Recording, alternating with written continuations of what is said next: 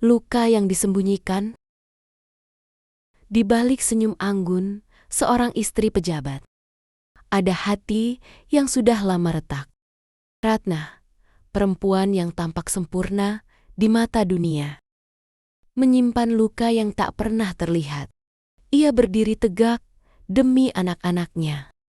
Meski setiap malam air matanya jatuh tanpa suara. Inilah kisah tentang ketabahan, tentang luka yang disembunyikan.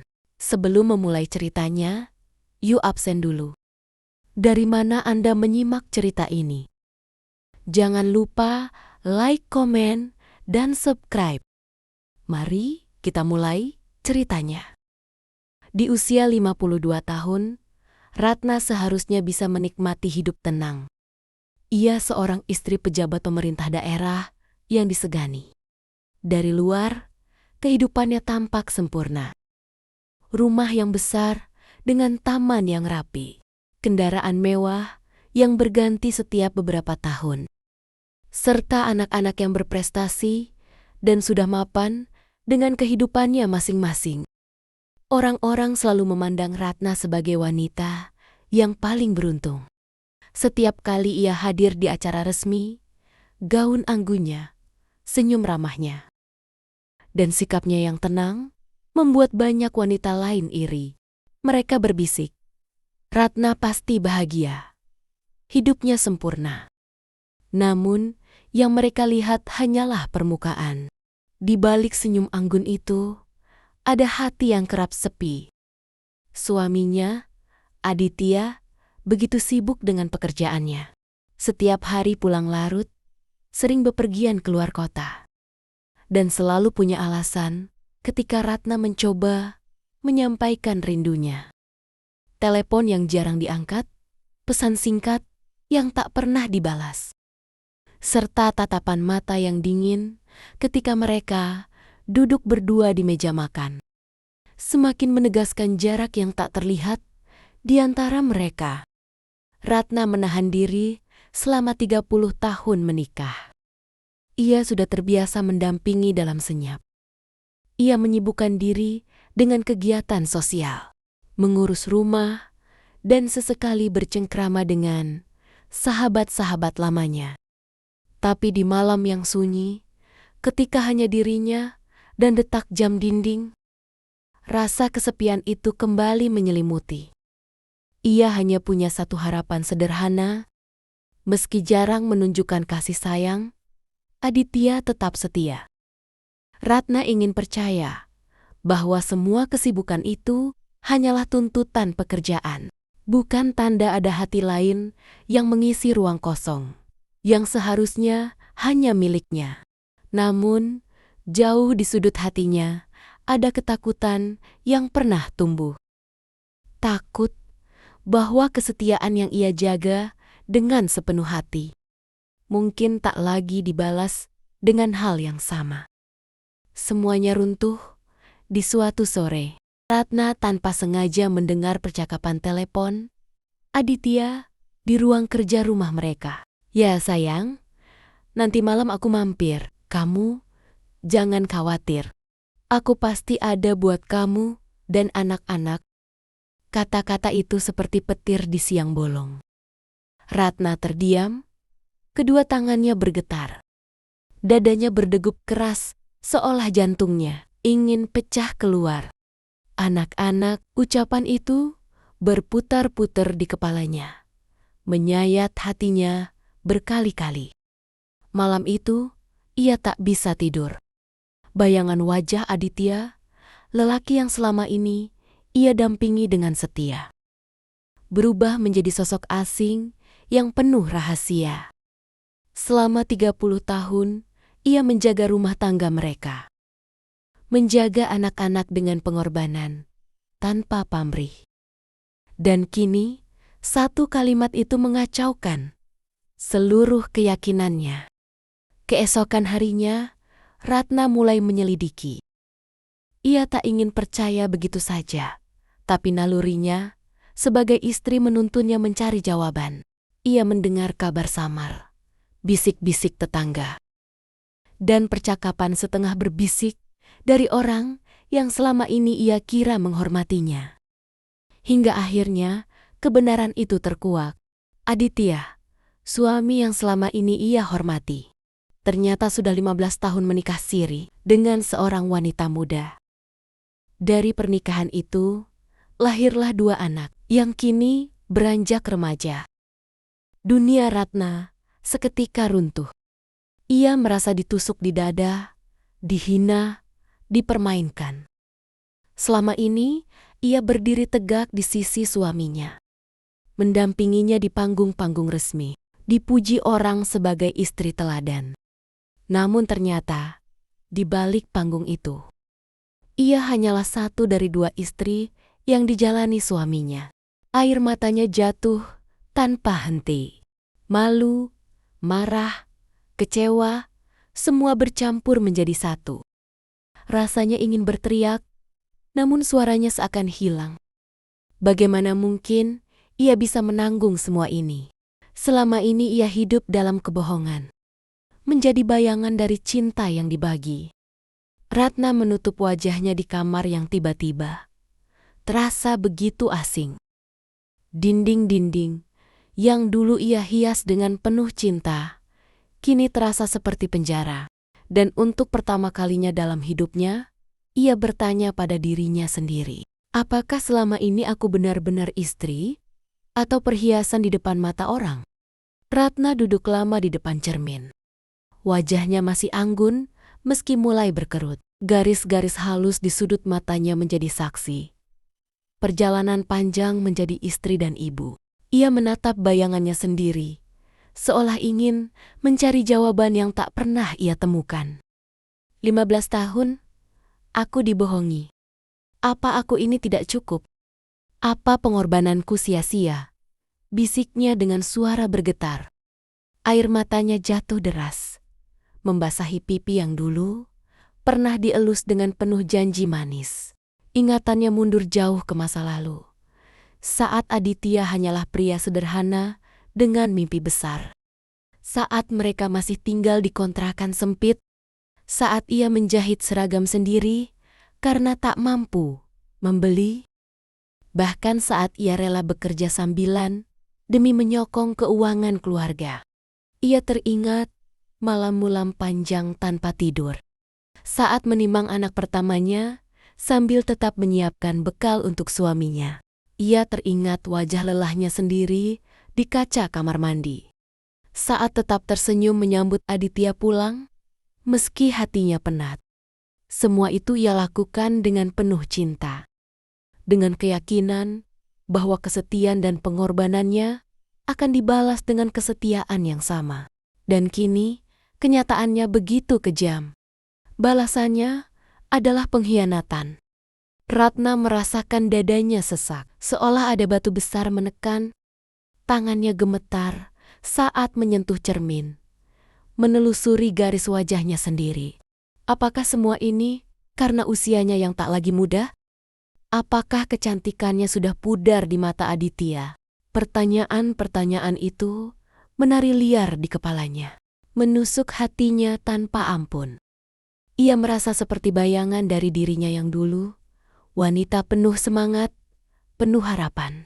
Kini yang tersisa hanyalah kelelahan, kepedihan, dan kehancuran harga dirinya. Dalam isaknya, Ratna berbisik lirih seakan pada dirinya sendiri. Aku sudah memberikan seluruh hidupku. Lalu apa yang tersisa untukku sekarang? Dalam hatinya, Ratna ingin bercerai.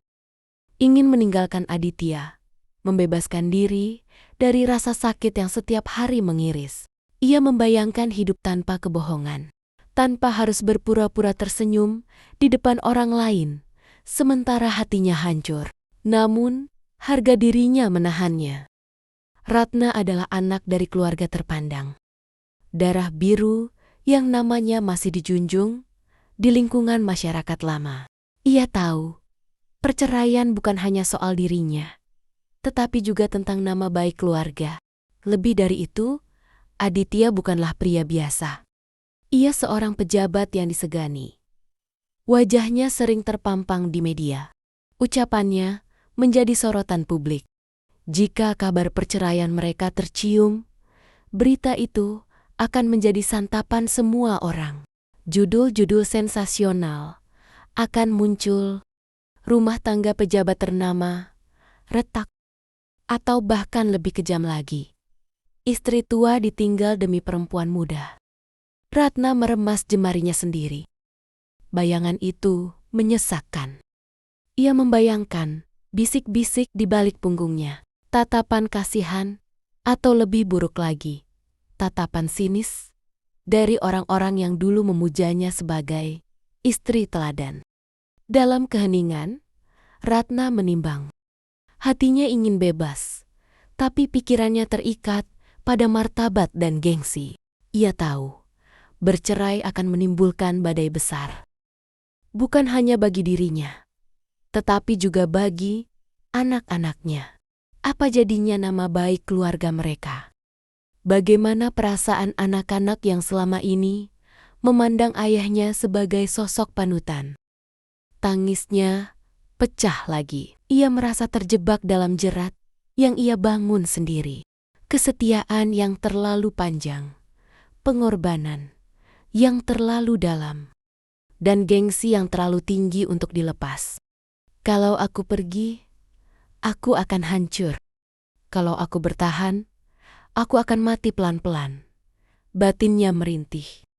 Di titik itu, Ratna menyadari bahwa ia sedang berdiri di persimpangan jalan terbesar dalam hidupnya, antara kehancuran dan kehormatan, antara melepaskan atau bertahan dalam derita. Hari-hari Ratna berubah menjadi medan perang batin. Setiap pagi ia berdiri di depan cermin, merias wajahnya dengan hati yang kosong. Bedak dan lipstik hanya menjadi topeng untuk menutupi sembab di matanya. Saat langkahnya melangkah ke samping Aditya di acara resmi, ia menjelma sosok yang elegan, ramah, anggun, dan penuh wibawa. Di hadapan publik, ia adalah istri teladan. Senyumnya mengundang pujian, sikapnya membuat iri banyak wanita lain. Para tamu menyapanya dengan hormat, berbisik bahwa Aditya beruntung memiliki pendamping sebaik Ratna. Ia hanya mengangguk, menahan getir yang nyaris menyesakkan dadanya. Namun begitu pintu kamar tertutup, topeng itu runtuh. Ia menangis setiap malam, tangis panjang, air matanya merembes ke bantal hingga basah.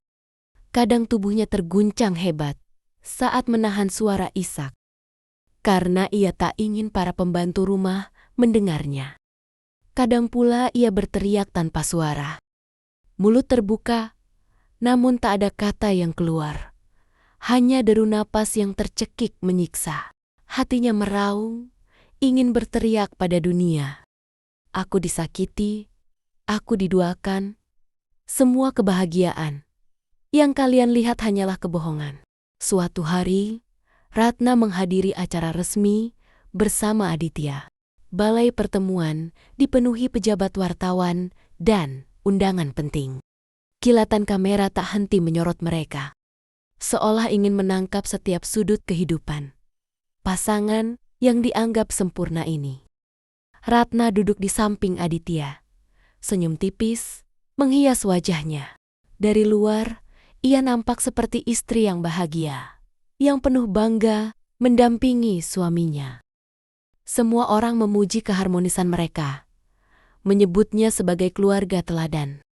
Di panggung, Aditya berdiri dengan penuh percaya diri. Dengan suara lantang yang disambut tepuk tangan, ia berkata, "Dan tentu saja, saya beruntung punya istri setia, seperti Ratna. Ia adalah tiang keluarga kami." Tepuk tangan semakin riuh. Kamera-kamera mengarah kepada Ratna. Menangkap ekspresinya, ia tersenyum, melambaikan tangan dengan elegan. Dari luar, ia terlihat bangga. Namun di dalam hatinya, kata-kata itu menusuk lebih dalam dari sebilah pisau. Tiang, keluarga. Ratna ingin tertawa getir. Kata-kata itu bagai ironi yang kejam. Jika benar ia tiang keluarga, mengapa selama 15 tahun ia dibiarkan menopang sendirian? Sementara sang suami mendirikan rumah lain di balik bayang-bayangnya. Ia menatap Aditya yang berdiri gagah di podium. Dielu-elukan banyak orang. Baginya, Aditya kini bukan lagi suami, melainkan aktor ulung yang memainkan peran di atas panggung sandiwara. Sementara dirinya hanyalah figuran yang dipaksa ikut menjaga naskah agar cerita terlihat sempurna. Ratna tersenyum ke arah hadirin. Senyum itu indah, bahkan mungkin akan menjadi foto utama di halaman depan koran besok. Tetapi di dalam dadanya, hatinya berdarah.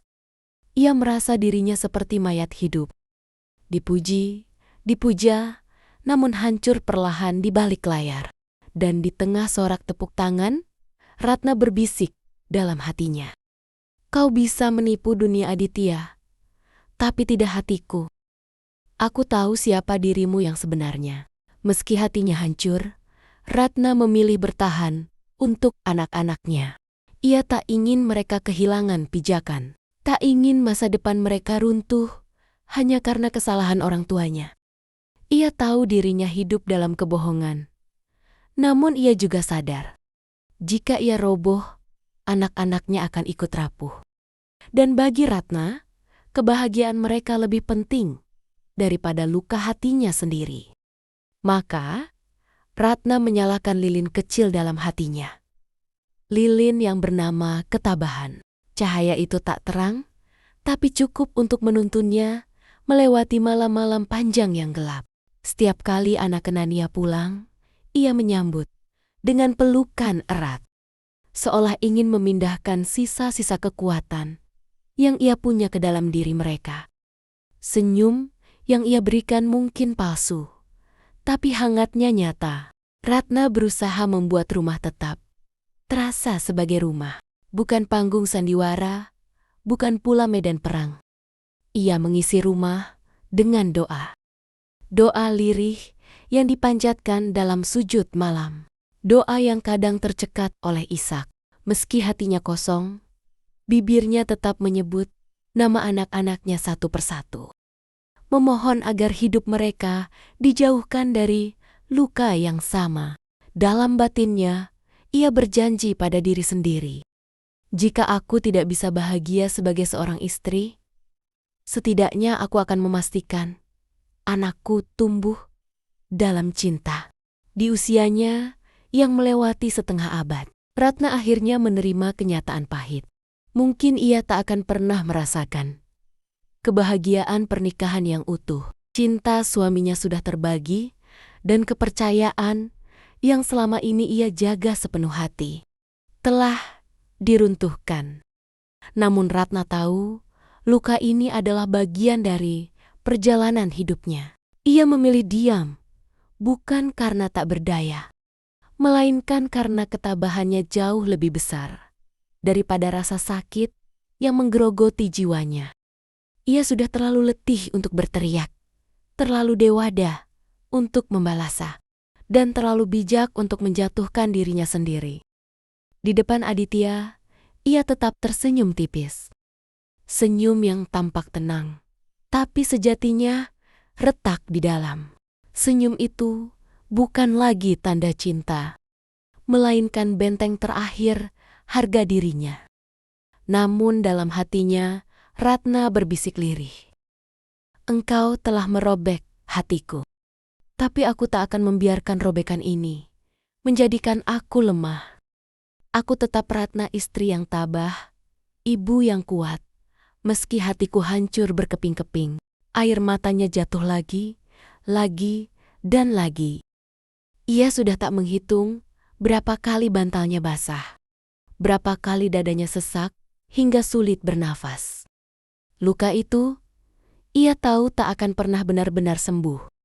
Tapi ia belajar sesuatu, bahwa manusia bisa berjalan, meski hatinya penuh luka. Bahwa seorang wanita bisa tetap berdiri, meski jiwanya nyaris runtuh. Dan di tengah kehancurannya, Ratna menemukan satu hal yang masih utuh, yaitu dirinya sendiri.